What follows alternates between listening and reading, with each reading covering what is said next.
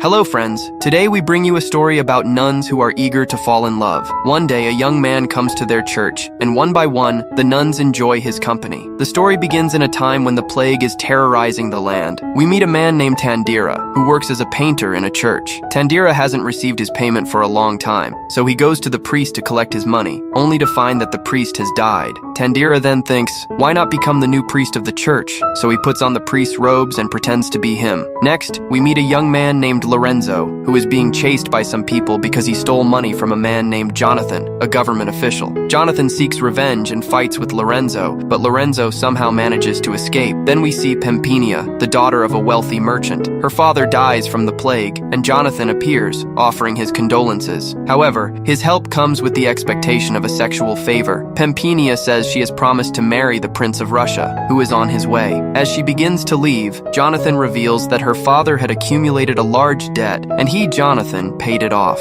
Her father had promised her hand in marriage to Jonathan in exchange. Pampinia insists on her commitment to the Russian prince. Lorenzo is seen riding on a horse, fleeing as Jonathan's soldiers pursue him. Along the way, he encounters a stranger pushing a cart with a dead body on it. Lorenzo asks him about the path ahead. The man replies that the road leads to a convent where many nuns reside, and the body he is carrying is that of a gardener. He mentions that he is returning from there. Lorenzo inquires if he could get a job as a gardener at the convent. The man replies that it's unlikely because Lorenzo lacks the required qualities. When Lorenzo asks about the deceased gardener, he learns that the gardener was mute and deaf, which is precisely what they require for the job. Lorenzo sarcastically remarks that being mute and deaf is not a special quality. To evade Jonathan's men, Lorenzo climbs a tree and hides. The soldiers fail to spot him, but after some time, the branch he is on breaks, and he falls, losing consciousness. A while later, a group of beautiful nuns discovers him and takes him back to the convent. Two nuns come to check on him, and they examine him in a way that suggests they haven't seen a man in years. One of them comments on whether he has broken any bones, but she's actually referring to another weapon of his. They begin touching him and lift his shirt,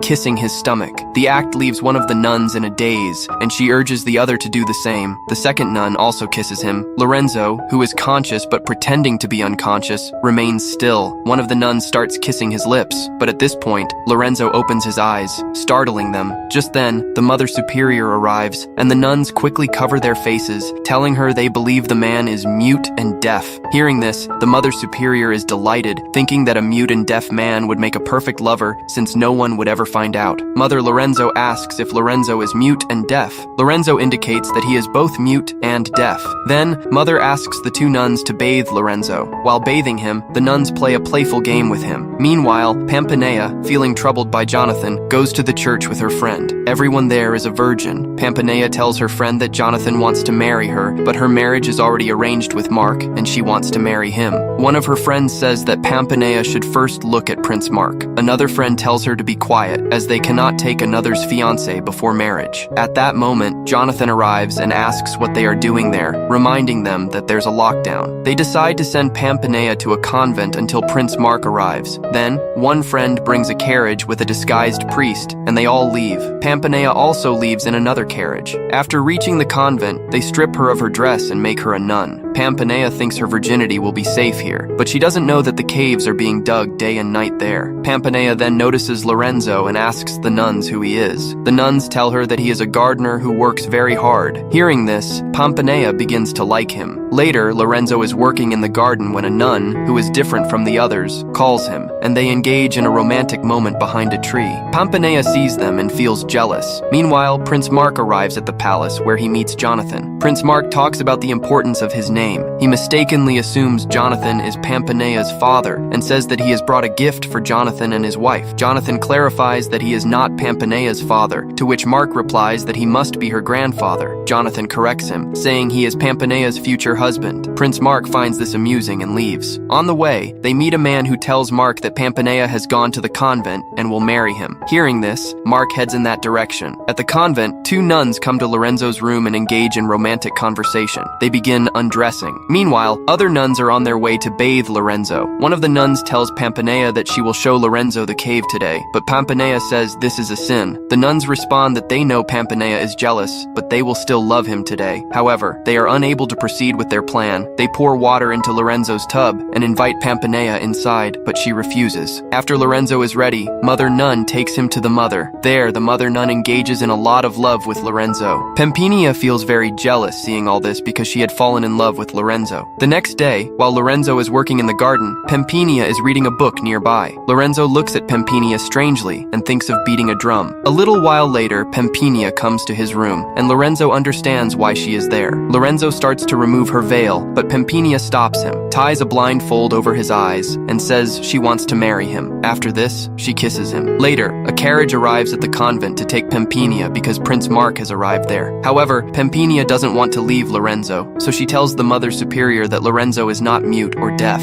The Mother Superior asks how she knows this, and Pampanea replies that she heard him singing in the garden. To confirm, the Mother Superior goes to Lorenzo and says in his ear, "Your ear is cut." Startled, Lorenzo shouts, and realizing he has been caught, pretends it's a miracle. The Mother Superior, realizing he can speak and hear, kicks him out of the convent. As Pampanea prepares to leave as well, Lorenzo asks her to take him along. The two leave together. Meanwhile, Prince Mark arrives at a pond to drink water and sees a beautiful woman bathing. He asks, "Are you human?" To which she replies, "I am a mermaid." Mark confesses that he loves a girl named Pampanea. The woman then reveals herself to be Pampanea, and Mark's love story begins. On the other hand, Pampanea and Lorenzo arrive at a church, where Pampanea asks Lorenzo if he loves someone. He replies, "Yes, but I haven't seen her beautiful face yet. She kissed me once." Here, Pampanea asks Lorenzo to close his eyes for a moment to remember if she is the same girl he wanted to kiss. Just as they are about to kiss, Jonathan arrives. Pampanea tells Lorenzo to run away, but Lorenzo shows courage and stays. Jonathan attacks Lorenzo and beats him badly. When Jonathan is about to kill Lorenzo, Pampanea tells him that if he kills Lorenzo, she will never marry him. Hearing this, Jonathan spares Lorenzo, but locks him up in a prison. A few days later, Pampanea tells Jonathan that she will only marry him if he releases Lorenzo. This angers Jonathan, but he agrees to her condition. However, Pampanea has no intention of marrying Jonathan. She lies to save Lorenzo's life. Pampanea then meets a fake priest and explains the entire situation to him. The priest agrees to help her. Meanwhile, Jonathan orders two of his soldiers to take Lorenzo far away.